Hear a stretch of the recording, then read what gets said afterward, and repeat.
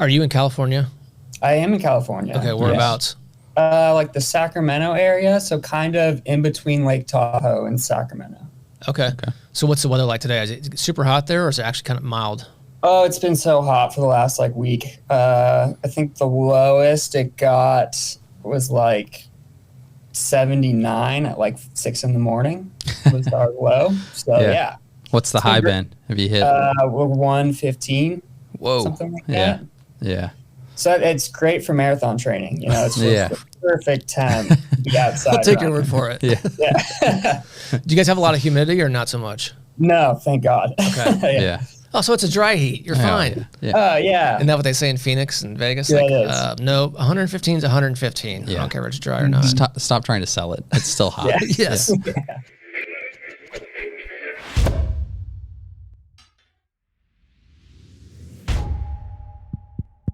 Is this thing on?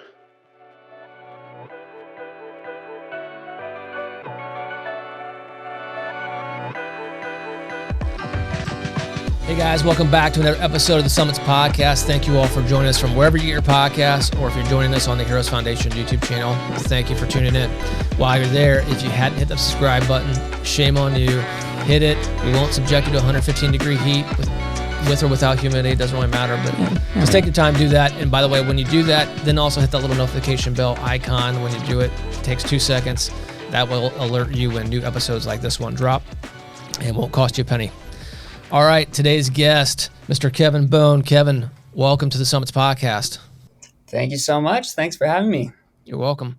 Why don't you give everybody a little background on yourself, where you're from, and some other background goodies? Yeah. Born and raised in California. Had a super normal childhood, super athletic kid, played all sports from team sports, skateboarding, snowboarding, all of that. Went to college, had a normal college experience, was in a fraternity, all that. Where'd you go to school? Social life. I went to Chico State, which is a very small school up in like the northern part of Northern California. Has quite a party school reputation. So I had a lot of fun with that. And then moved. Did you play any sports while you were there? No, I did not. It was just like intramurals for the fraternity, like things like that. So then after I graduated there, I moved up to Lake Tahoe and worked at a ski resort. Nice. Did the whole snowboard bum thing for a little bit. Nice. Great. And then ended up moving to San Francisco and getting like a grown-up job and doing that whole thing. So yeah. What'd you do in San Fran? I was a recruiter for about 8 months, and then quickly realized that wasn't what I wanted to do as a career. Yeah. So then I moved into cybersecurity, and I've been with my company for over like 5 years now. Okay. Nice. Cool. Yeah. You got a question there. I was going to ask something, but then you're going to look at me like I'm an idiot. That was dumb. You're the IT guy. Yeah.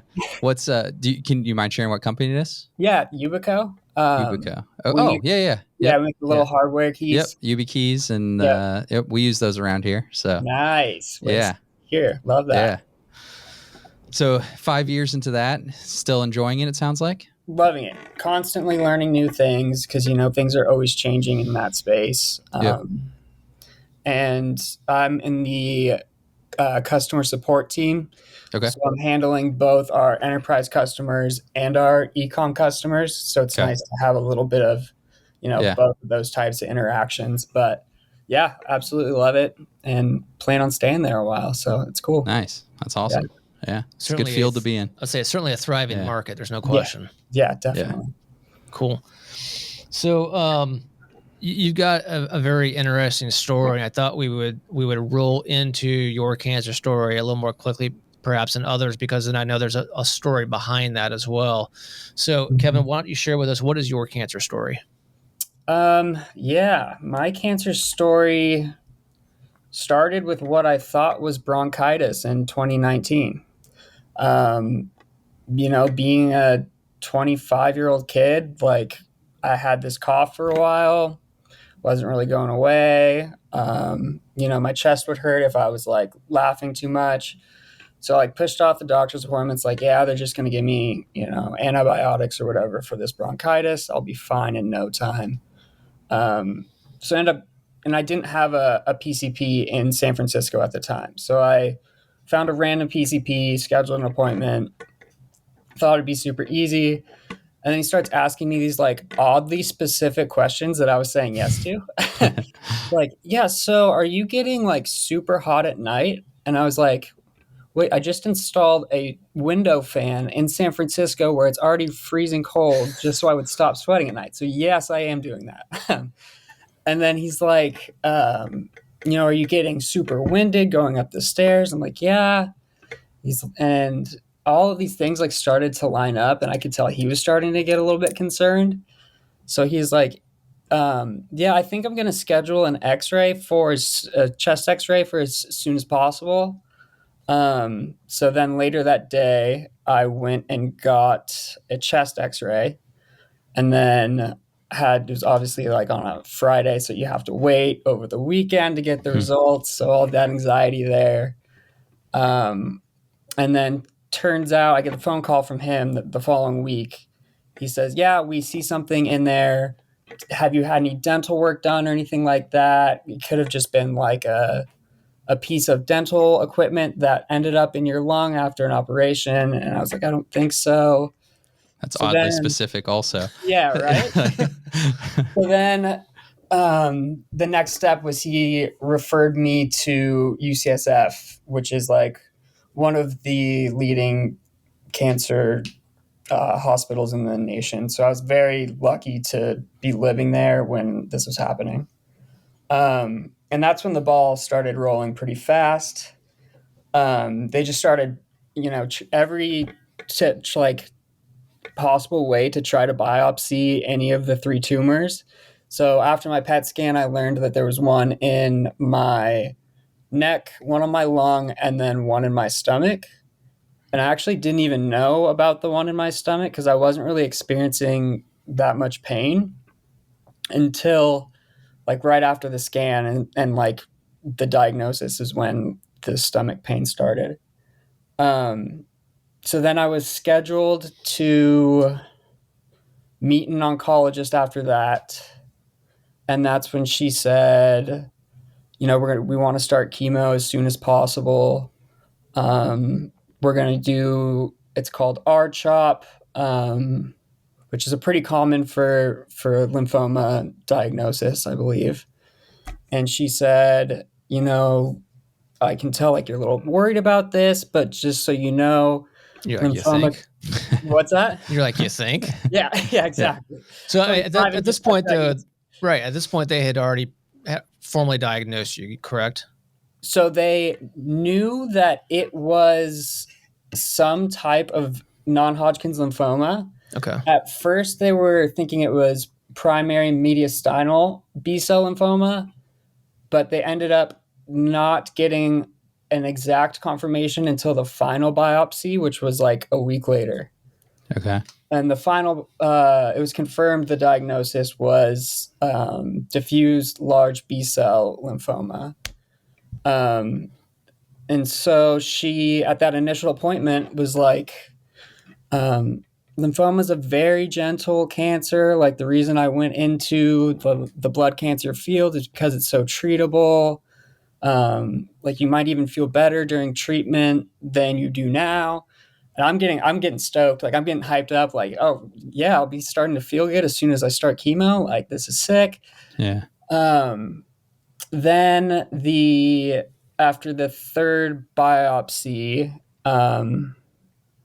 then I found out that it was stage 4. So then I kind of started to get a lot more concerned. Right. That initial If you would, for our listeners and viewers, tell us why they defined it as stage 4. Because I had tumors in both my lower abdomen, upper abdomen, and above my abdomen. Yeah. Okay. So had spread. Were they able to determine what was the initial site? I believe it was the lung first. Okay. Yeah.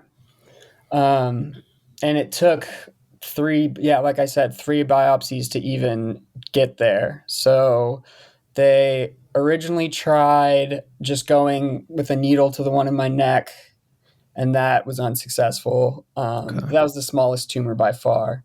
So then they thought the best way would be to get to the lung tumor. So they made an incision at the bottom of my neck here, and I guess they went in and like dug around and tried to get some of the tissue.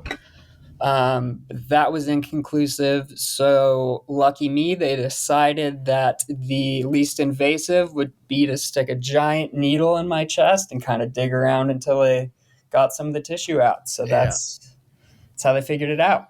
Wow. Yeah. That one rings a bell. Yeah. And you can't be sedated for that one because they need you to breathe at certain times. And it's just like, you're laying there at like an angle. At least this is where I was. I don't know if it's similar, but there's a screen up there, and he's like, just focus on that screen. But yet the hands are right here, and this like you can see it going, and like, what the, like, I'm not watching that. Yeah. Yeah. Very very odd. Yeah. Situation. So then after that biopsy, they determined it was stage 4, and that I would be starting chemo the next day. But in between the initial, you have lymphoma, it's super gentle, to the, hey, this is stage 4, we're treating it tomorrow. Like, I thought life was good. Like, my family and I went to lunch after that conversation, the initial conversation. We're like, this is great news. I was like, let's go up to the lake house for the weekend just to like have one last good weekend before chemo. And while I was up there, actually, the tumor in my stomach, which ended up being 10 centimeters, had ruptured. Oh, man. And so I was essentially like dying, trying to crawl to the bathroom because I could feel that I had to go to the bathroom. And then just kind of laid there in and out of consciousness for a while and called my parents, and they came and got me, took me to the hospital. And all they said, it was like, oh, he must be dehydrated. So I got another, just an IV of saline or whatever, fluids. And then went back down to San Francisco, and then it ruptured again. And I was like, okay, this is not good, but it kept embolizing itself, which was nice. So then that's when my oncologist was like, all right, we're going to take you inpatient. This is going to be inpatient for a little bit just so we can monitor you and all of that. So that was when I got the stage 4 diagnosis, and then chemo started the next day. Okay. Yeah. So pretty quick reversal there as far as like how things seemed like they were going to go, and then what actually unfolded in rather short order. Yeah. Super fast. Yeah. And then, so I started chemo, and that seemed to be fine. I was in the hospital just to monitor me for a few days. And then they released me to go home. I was actually staying at my uncle's house, who lived in San Francisco as well. So my parents were staying in one bedroom, my uncles were in another, and then I was in the third. And then I was staying there for about 4 days. And this was a week after my first round of chemo, where shit really hit the fan. So at like 5 a.m., I always had a little bell next to my bed in case like I needed help like now. And at like 5 a.m., exactly 1 week after I started chemo, I could feel like it was rupturing again, and I was losing consciousness. And so I started ringing the bell. My parents came in. I started like throwing up blood everywhere, blood coming out of both ends. I was losing it so quickly, losing consciousness. They called the ambulance, and San Francisco's houses are so like small, closely together. They couldn't bring like a stretcher in. So they had to put me on like just like a dining room chair and carry me down the stairs while I'm like in and out of consciousness like this. And then, quick ambulance ride to the hospital. And that's when I got my first 2 units of blood. I think, from there while we waited until I was stable enough for a CT scan. Wow. So what transpired at that point? I mean, what was the leading cause of that, other than just one of the tumors rupturing? Is that pretty much it, or was it causing other external issues? Yeah. So the first one before the treatment it seems to be a rupture. And then the big one that I was just explaining, which caused me to go to the ER, they think that the tumor was like so deep into the tissue and the vessels of the stomach that when the chemo started working, it kind of just shrunk and deteriorated everything, including the cancer cells. Yeah. Which kind of left just a hole in my stomach for blood to leak out of. Wow. Yeah. So then, let's see what happened after that. I got a CT scan to see where the bleeding was. And then they took me to interventional radiation, where they were able to like go in there and stop it from bleeding. And that was their first try. And so they sent me back up to the ICU after that, just to monitor me. And everything seemed like pretty good after that. I even had like friends come visit. I was in high spirits. Doctors were in high spirits. And I kind of thought we were through the worst of it, but the next day is kind of where things got brutal. Now, you've not had your second chemo treatment yet at that point, had you? Correct. Okay. So that was just 1 week of the first round of chemo. And then, so 2 days after being admitted to the ER, I could feel I was losing consciousness again, just laying in bed. So I called the nurse in, and my blood pressure was dropping extremely low. So I was bleeding again. And they called the rapid response team in. They rushed me to the ICU. And actually, this was the first time that I coded. So they had to start doing the chest compressions just to keep the blood flowing and all of that. And they kept doing that until I was stable enough to get another CT scan. Because they wanted to see like if the bleeding has moved or if it's something else, like what can we do to stop it? But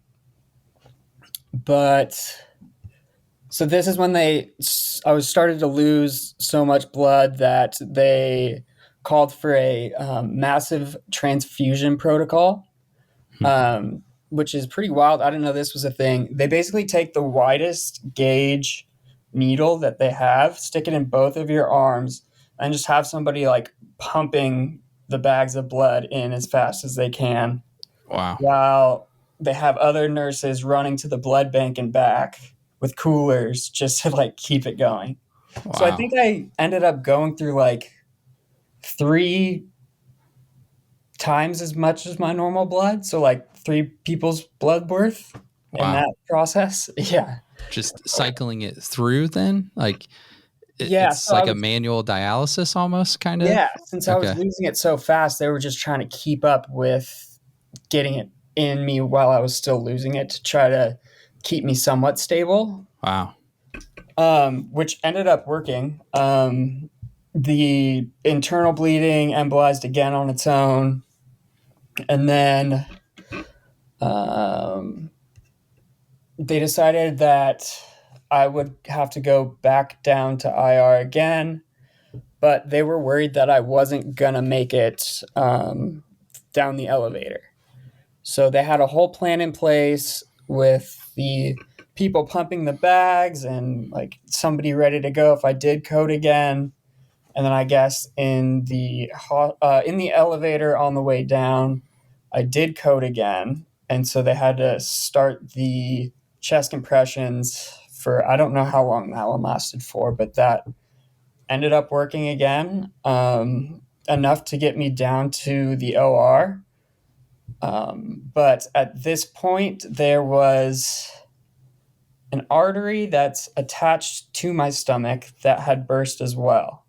So this artery filled my stomach with blood, and the way that I was laying was there's enough pressure in the back to kind of plug up where the bleeding was coming from. Huh. So then when they took me off of the stretcher onto the OR table, that pressure was released and I coded again and started bleeding again. Yeah. So yeah, that was another round of chest compressions there. what was the time period of that for those 3 coding? Like, was it 20 minutes, an hour, 3 hours? What? From my notes here, it's about 3 hours. Okay. Wow. Yeah. And I believe after that one, so that's when they realized that, sorry, one second. Oh yeah. So then while I was down in the OR, the head of medicine at UCSF came in and was talking to my family and basically told them like, yeah, Kevin's the sickest one in our hospital and we have like a liver transplant going on, which is like pretty wild to hear that one of the largest hospitals in the country, like I'm the sickest patient. Like that's insane. What do you remember from over those 3 hours? I mean, I would imagine, sounds like obviously you're in and out, but and you're checking notes. So it kind of seems like maybe you don't remember from when that started happening. What was that experience like for you during that time? So I was definitely in and out a lot. I know the feeling of when I started to code, I could feel it coming on. And then they would get me back stable again. But then I think after this third one is when I got my breathing tube in, and then they just put me in an induced coma for a few days after that. So yeah, no memory after coding the second or third time. Okay. Yeah. Yeah. I can only imagine what the level of, I guess, controlled chaos may have been, trying to transition you from each place and keeping everything together I mean, obviously things happened unexpectedly, and trying to keep it all together is probably a scene to be seen. A lot of like the ICU nurses and doctors were like, this is like something out of a movie. Like we don't have this happen. Yeah. This is crazy. And I guess after one of the nurses' shifts, who was there when I coded, and she was the one that was doing the chest compressions, she was doing a shift change with another nurse and explaining like everything, but like she was sobbing while she was explaining like what to do next. And the other nurse was like, honestly, like just go home and like decompress, like you saved his life.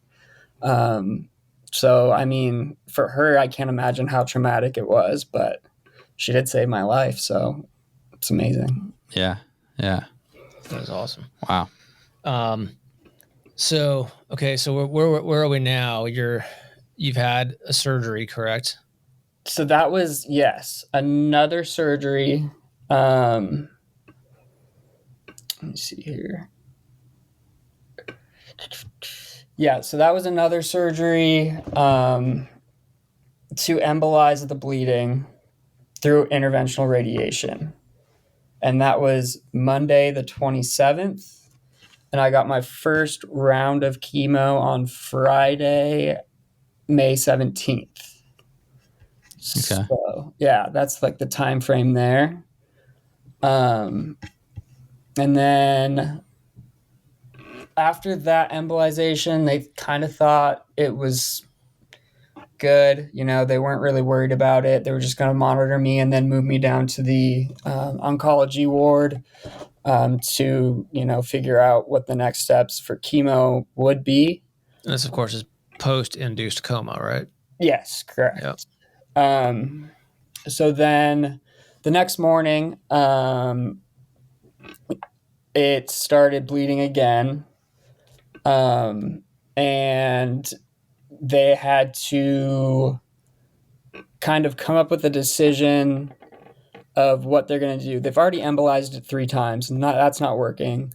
So they kind of had like a conference between IR, and surgical and oncology. And it seemed like the best solution would be to just completely remove the stomach and spleen as a whole. So they called my family into like a conference room and it explained like we're going to have to like remove his stomach. And my parents and family didn't know that that's even possible to live like a normal life. So they're like, I don't like, should we do this? So then they ended up asking the doctors, like, if you were in our shoes, would you do this? And all of them said yes, 100%.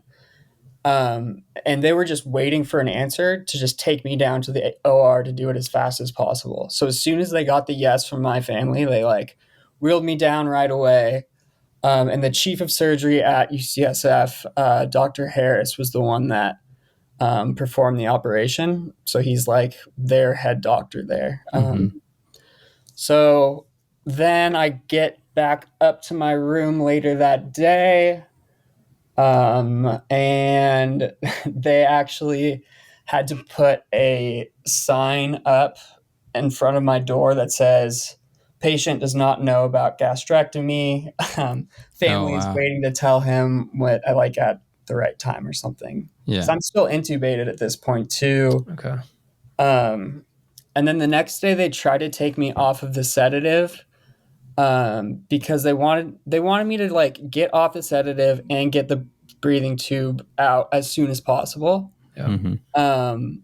So they took me off the sedative at like 8 a.m. and I wasn't responsive until like 12. So they were like very concerned that there could be brain damage or something like that, because 4 hours is what they said is a long time to wait for responsiveness. But I woke up and was like pretty well aware of like what's going on or like where I was. So there wasn't a lot of brain damage there, which I'm super thankful for. And then so the next hurdle was to try to get the breathing tubes out, and they do like a breathing test every day until you can pass. And I didn't pass for like almost a week or something, I think it was. Okay. But yeah, once I got the breathing tube out, eventually I was meeting with my oncologist, who was like, okay, we really need to start your second round of chemo. And the surgery team is like, he just had life-saving surgery.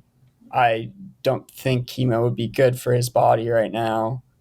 And my oncologist ended up winning that debate, and I started chemo not long after that. So got transferred out of the ICU after being in there for a couple of weeks.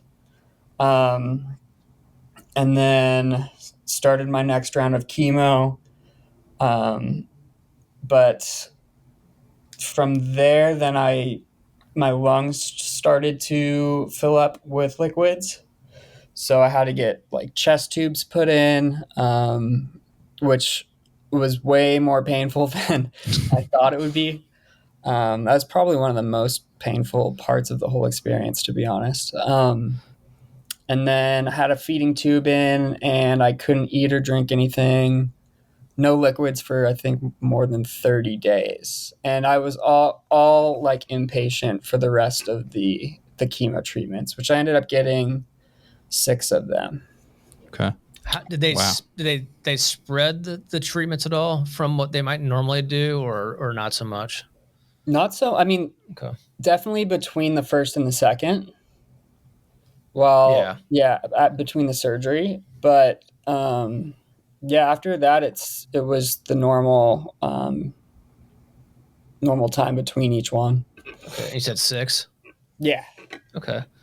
So fast forwarding a little bit, I guess, to you have your 6th round of chemo. Then what? I mean, how are you feeling at that point about what was the span of time there?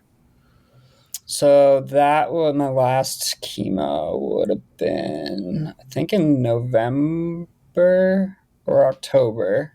Still had a feeding tube in, I think. Been in the hospital for like 6 months. Spirits weren't that high. Like, yes, I'm beating cancer, but also I'm 25 and all my friends are going to music festivals and on these trips and seeing the world. And I've been in a hospital room, can't even like walk for 6 months. So that, I think, more towards the end of the treatment was where the mental aspect really came into play. And I wished that I had been more vocal about it because I didn't end up finding something that really worked for my anxiety until maybe like a year and a half or 2 years after I was discharged. Oh, wow. Yeah. Okay. Yeah. So how's the mental state today? Great. I could not be happier. I've been working with this psychiatrist for about 2 or 3 years now, and we've got everything dialed in. I could not be happier. I have so much energy. Life's good, man. Happy to be here. Good. Yeah. That's great to hear. I'm very happy to hear that. Let's talk about now post cancer experience, post treatment experience, I should say. Mm-hmm. Let's roll into, I'm not gonna say a normal life because that no one's life is normal, but let's roll into post treatment and kind of what carried you into where you are today. Post treatment was very difficult since I lost my stomach. I had to learn how to like eat again. So I was constantly throwing up, trying to eat. I would like wake up in the middle of the night throwing up. And then I also had developed an addiction to opioids because of the surgery. Since I was on them for 6 months in the hospital and then supposed to just like wean off at home. I did a terrible job at that. So it was not as bad as the time in the hospital, but it was definitely like not getting better. I wouldn't say that my life was like getting on track yet at this point. Mm-hmm. So what helped kind of get you through that next phase? Yeah, I ended up getting a life coach that helped me with the addiction. Really got me into like meditation, journaling, really like looking deeper into myself, which I can't thank him enough. Like he definitely got me off of everything. And I've been like clean from all that stuff for a long time now. And I feel great. So it definitely took a lot of work, but it's so worth it. And I could not be happier. That's awesome. Yeah. So when was the first run? The first run was surprisingly, so I ended up switching medications last May. Okay. And after this switch, I was like, I have like extra energy, and I had never had energy before ever. Like I was like, all right, point A to point B to the couch. Like there was no energy for anything extra. Mm-hmm. So I was like, I'm going to see if I can run a mile. And in the beginning of June of last year, I ran a mile in like 10 minutes, but I did a lot of like walking in between. It's like a little sprint walk situation. Yep. Mm-hmm. Now I have to ask, before your cancer experience, were you into running at all? I was always an athlete. And but you were like an avid jogger or anything like that? Yeah, but my parents were always big runners. Like my dad qualified and ran Boston. And, nice. It's always been like around in my family. Sure. And me being like competitive that I am, it's like I want to do something at my own pace. It's like, okay, now I feel like I'm finally ready to like start living life. I want to do a sport or have a hobby that, you know, I can do on my own, take my time, go as slow as I need to.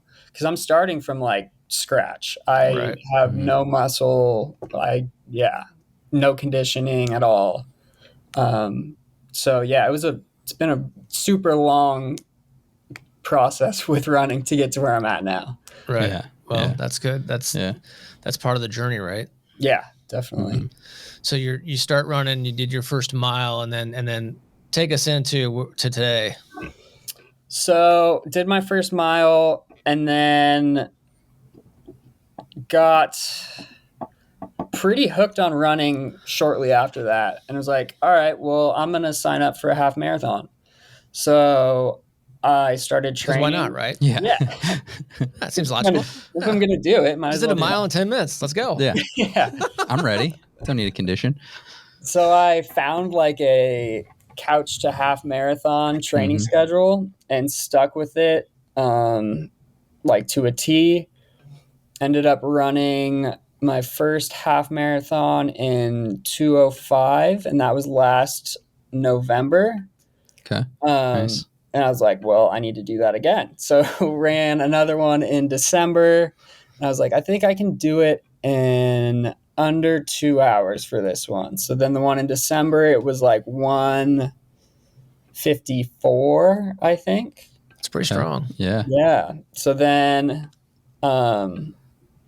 just kind of like out of the blue, I saw one for St. Patrick's Day weekend of this year in Sacramento. Yep. They were doing like a cancer survivor supporting run or something like that. And I was like, oh, cool, I'll sign up for that. And I hadn't been running because I actually just had my first kid. My son was born. Nice. Congrats. Yeah, thank you. So I was like pretty out of shape, but I ended up getting a personal record at that one by a minute. So I ran it in an hour and 53 minutes. Nice. Yeah. Nice. So now I got my eyes set on the big one, a full marathon on August 25th. Okay. And I'm shooting for sub 4 hours. So we will see how that goes. Yeah. It's a little bit tough with fueling and hydration because I don't have like a storage unit in my body. So yeah, just been kind of playing around with different things, trying to find out what works. And I think I've got it pretty dialed now, and I'm very stoked. Nice. Yeah. So that's awesome. Interesting. I'm not a runner, so I can't really relate, but what would be the, I don't know if I want to say the science behind it, but what would be the strategy behind, okay, I've dialed in the half marathon, but to double that with the challenges that you do have, what is the plan? Like, is it going to be staging specific nutritional supplements in certain spots that maybe the race, can they accommodate that? Or are you going to have to work with, some family and friends to be staged in certain spots to get what you need? Yeah. So I typically do like I have like a carb electrolyte liquid mix and like a hydration pack. Okay. Yeah. I'll have 2 bottles of those.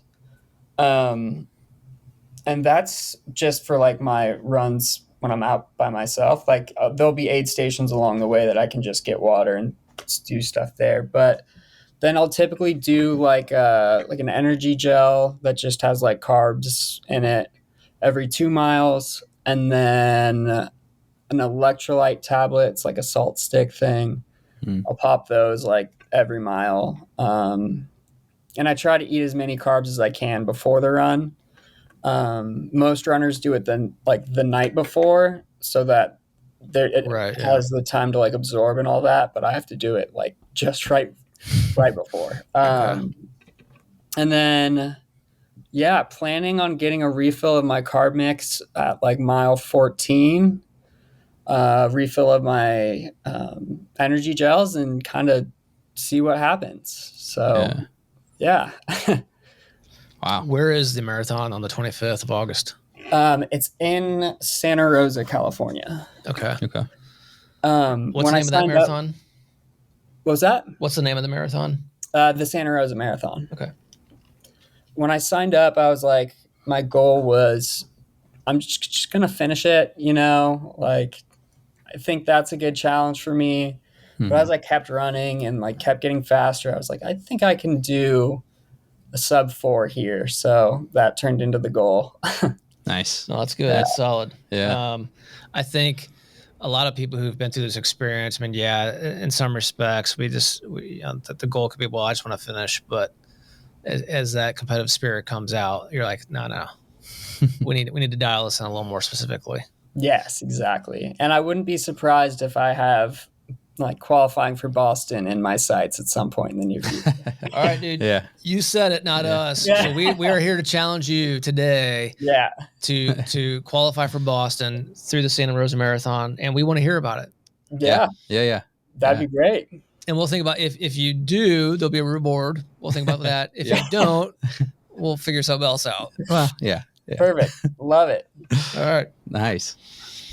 Well, cool. Well, I'll tell you what, man, your story's a pretty wild one. I mean, we've heard a variety of cancer stories from folks, and you certainly have been through the ringer without a doubt. Yeah. Let me ask you this. If you're talking to your 25-year-old self, I mean, you're 5 years removed. Mm-hmm. You're talking to your 25-year-old self, or anyone else who's in that same predicament. What might you share with them if you had to look back on that now? I would say the faster that you can kind of grieve your, I don't know, because you have these expectations for your 20s of being like the time of your life and like your time to be young and do whatever.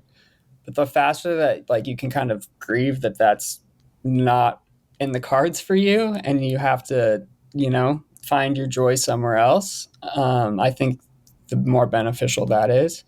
Because I had a hard time letting go of like, okay, I can't be out at the bars until whenever. And like, I can't just like, go on hikes whenever I want without proper fuel or whatever. So the sooner that you can kind of like grieve that your normal life is going to look a lot different than your previous normal life, then I think you're in great shape. Yeah. Well said. I will tell you. So have you turned 30 yet? I did in March. Yeah. March. Okay. Well, hey, 30 is the new 20, right? Yeah. Exactly. Yeah. I'm 51. I still act like a young idiot sometimes. Just ask him. Yeah. Or ask my wife. She'll be happy to tell you. Plenty. Well, you know what? You got the right perspective. I'll tell you that. We love what you're doing on the running side. We love that you're turning this emotion into action and helping to spread the story and do what you can to give back. That's key. Mm-hmm. If there's anything we can do, if you want to hit any questions or ask about our perspective, having been a little bit further out, we're here anytime you want to hit us up. Feel free. Yeah, I appreciate it. And one thing I'd like to add to that last point too, I think for me, I didn't really look at a normal life beyond cancer. Like after treatment, I was like, well, this is it. I'm tired and I can't do a lot of stuff. But I just got to be patient. And eventually, like my biggest goal for, speaking out about my story is to let people know that you can have a life after cancer. It might look a lot different than you expected, but you can still be happy and have a great life after. Yeah. Well said. 100%. And I think you're living life now with a different perspective, right? Yes. So whether you're 20, 30, 80, you have, I don't know if I want to say more meaning in it, but more meaning in it. Yeah. Definitely. Treating my body way different than I was before. So. I'm sure. Yeah. Well, hey, best of luck with the running. Best of luck on August 25th. We will be keeping a watchful eye on that. Yeah. And if we don't hit you up first, let us know how it went, and we'll put something together for you. Sweet. Sounds good. Well, I appreciate you guys having me on. It's been great. Absolutely. Well, thanks you for joining us. We appreciate your time. Appreciate you sharing your story. I'm sure someone out there is benefiting from hearing this in some way, shape, or form, and that's really the whole point of this. Yeah. So thanks again. Yeah. Thank you. Cool. All right. Thank all of you guys for joining us on this episode of the Summits Podcast. From wherever you get your podcast, or for you tuning in on the Heroes Foundation YouTube channel, thank you for tuning in. We appreciate it. And don't forget, think about Kevin as he runs the Santa Rosa Marathon on August 25th. Just, find him on Instagram, send some shout outs to him right before the race, and we'll see what his results are. If he doesn't break the 4-minute mile, let him hear about it. If the 4-hour time, the 4-hour goal, or the 4-minute mile. I mean, impressive. If you break the 4-minute mile during any one of those miles, that's awesome. He'll be in Paris for the Olympics if that happens. Right. Yeah, exactly. Yeah. But if he does make it, let's also give him some shout outs. Comment, hit him up, DM, whatever. Let's let him know. Let's let him know about it and give him some words of encouragement and praise. All right, guys. Thanks again for tuning in, and don't forget, beat cancer.